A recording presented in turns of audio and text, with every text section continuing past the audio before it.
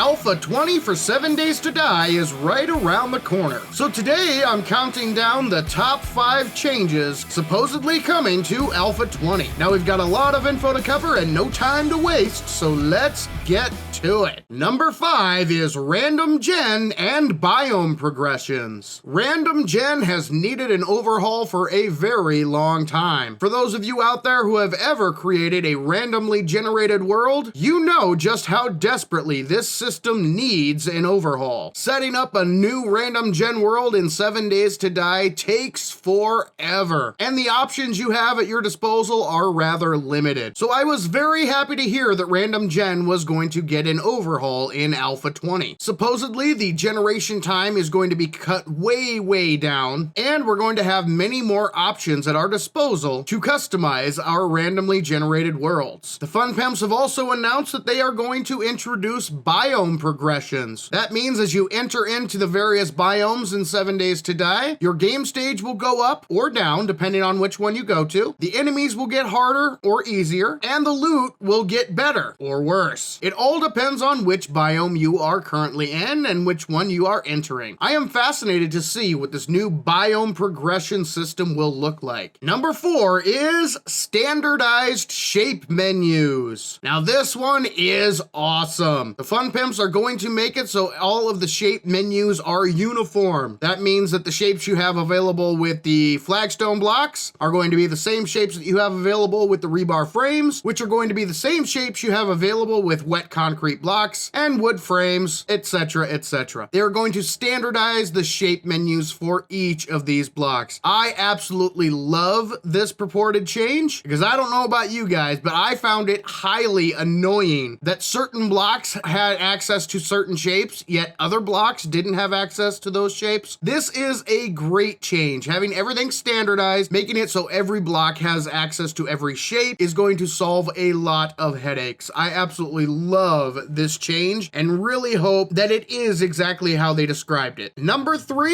is quests and POIs. Now this change actually encompasses quite a few different things. First, the quest system. They are actually going to be adding in a new feature with trader quests. You will have access to 5 quests from each tier of quests that you have unlocked. So let's say you're on tier 4 quests. You will have the ability to choose from 5 tier 1 quests, 5 tier 2 quests, 5 tier 3 quests, and 5 tier 4 quests from each trader every day. That is awesome. It is extremely frustrating once you open up the higher tier quests because that's pretty much all the traders will offer you. You'll get 3, maybe 4 tier 5 quests, and then you'll have 1 tier 1 quest available. That sucks. So this is a very welcome change. Having access to every single tier quest and letting the player choose the tier quest that they want to do, that is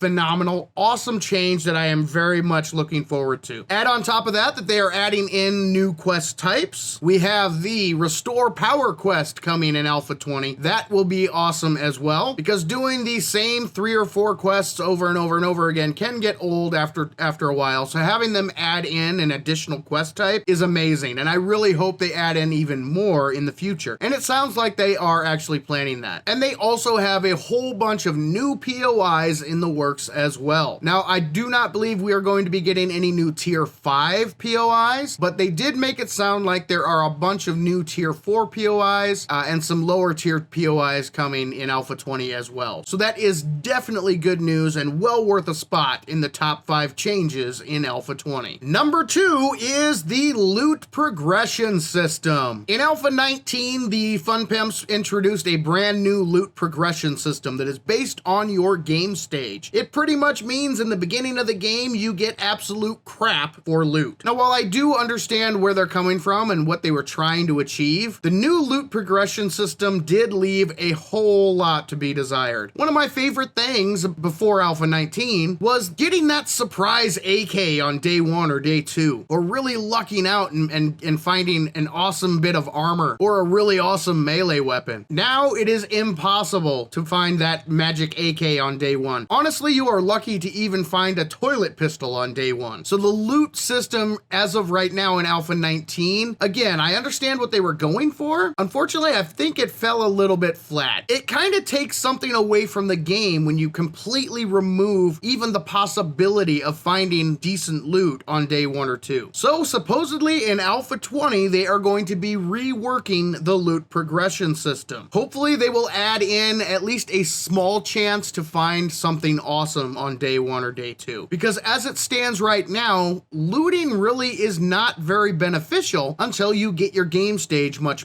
higher. Because all you're going to be finding in the early game is really crappy primitive gear. And let's face it, guys, nobody wants to go looting to find really crappy primitive gear. So even if they added in a chance to loot something cool, I think that would go a long way towards improving the loot progression system. And from what they've announced, that's the direction that they're going. They're going to be improving, rebalancing the loot progression system, which is awesome in my opinion. And the number one change that I am so excited for is vehicle mods. Oh man, guys, we have been waiting for these for a very long time, and supposedly they are finally coming. Alpha 20 will introduce vehicle mods into 7 Days to Die. Right now, the only thing that you can do to your vehicle is slap some dye in the cosmetic slot. Unfortunately, it does nothing. It doesn't even change the color of your vehicle. However, that is all about to change because Alpha 20 is supposed to be introducing vehicle mods. Now, they didn't go into great detail or great specificity on what these mods will entail. They just kind of gave a general outline of what to expect. So, who knows what vehicle mods we're gonna get, but we are finally getting vehicle mods. Oh, I am extremely excited to see which vehicle mods they will actually add to Alpha 20. Will we get the armor mods? Will we get the ability to change the colors? Will we get the extra seating for like the 4x4, or maybe an extra seating mod for the gyrocopter? Well, we don't know the specifics. I'm just excited that the Fun Pimps are finally going to be introducing vehicle mods into 7 Days to Die. I am extremely excited to see what Alpha 20 has in store for 7 Days to Die. Which changes supposedly coming in Alpha 20 are you folks most excited about? Let me know in the comments below. And for more information and tutorials on 7 Days to Die, be sure to join the Sav Nation by clicking that subscribe button. But for now, this is Saven saying thank you, ladies and gentlemen, for joining me in Saven's World. And remember, the average gamer is always king of the hill on the bell curve.